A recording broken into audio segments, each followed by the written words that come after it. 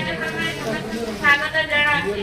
ଆଦିବାସୀ ମୋର ପରିଚୟ। ଜୁହାର ମୋର ଅଭିବାଦକ। ମୁଁ ଜନ୍ତିକା ପରାଜା, ଅଷ୍ଟମ ଶ୍ରେଣୀର ଛାତ୍ରୀ। ଆଜିର ବିତର୍କ କେବଳ ବିଦ୍ୟାଳୟ ଶିକ୍ଷା ହିଁ ଓଡ଼ିଶାର ଲୋକକଥାକୁ ବଞ୍ଚାଇ ରଖିବାକୁ ସାହାଯ୍ୟ କରୁଛି। ଏ ସମ୍ପର୍କରେ ମତାମତ ରଖିବାକୁ ସୁଯୋଗ ଦିଆଯାଇଥିବାରୁ ସମସ୍ତଙ୍କୁ ଧନ୍ୟବାଦ ଅର୍ପଣ କରୁଛି। ସମୁଦ୍ରର ପରିଚୟ ତାର ଜଳରାଶିରୁ, ଆକାଶର ପରିଚୟ ତାର ନୀଳ ରଙ୍ଗରୁ, ବୃକ୍ଷର ପରିଚୟ ତାର ସୁସ୍ୱାଦୁ ଫଳ ଓ ଶୀତଳ ଛାୟାରୁ ହୋଇଥାଏ।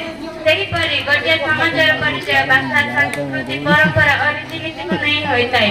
ଓଡ଼ିଶାର ପ୍ରାଚୀନତମ ସଭ୍ୟତା ମୂଳ ଆଦିବାସୀ ସେମାନଙ୍କର ପରିଚୟ, ସଂସ୍କୃତି, ପରମ୍ପରା, ରୀତିନୀତିକୁ ବଞ୍ଚାଇ ରଖିବା ନିମନ୍ତେ ସଂଗ୍ରାମର କୌଣସି ସଂସ୍କୃତିକୁ ବଞ୍ଚାଇ ରଖିବାକୁ ହେଲେ ଶିକ୍ଷାର ଭୂମିକା ମହତ୍ୱପୂର୍ଣ୍ଣ ଅଟେ।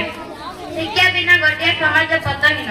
ପ୍ରତୀକ ସଦୃଶ୍ୟ ଆଦିବାସୀ ଏକ ଜଗତ ସତ୍ୟ अलग। ଆଜି ସେ ପ୍ରାଚୀନତମ ସଂସ୍କୃତି ଦେଖିବାକୁ ହିଁ ମିଳୁନାହିଁ।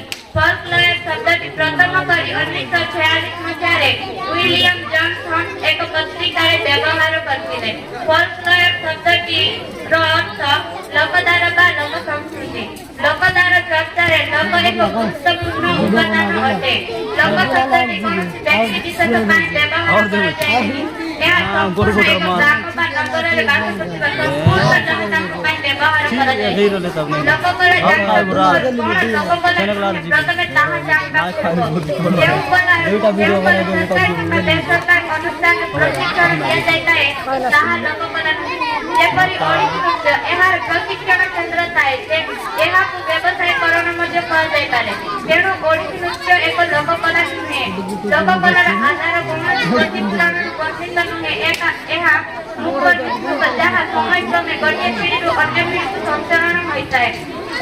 ଏହି ଲୋକକଳା ଗାଁରେ ବାସ କରୁଥିବା ଝିଅ, ପଦାରୀ କାଠ, କିଶୋରୀମାନଙ୍କ ଠାରୁ ସବିଶେଷ ତଥ୍ୟ ମିଳେ।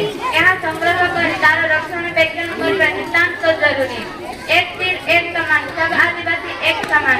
ସମଗ୍ର ଓଡ଼ିଶାର ବିଭିନ୍ନ ଜିଲ୍ଲାରେ ମୁଣ୍ଡା, ଗଣ୍ଡ, ବଜ୍ରା, ଗଞ୍ଜା, କୁଇ, ବମିଆ, ଲହରା ଏହିପରି 62 ପ୍ରକାର ଆଦିବାସୀ ବାସ କରନ୍ତି।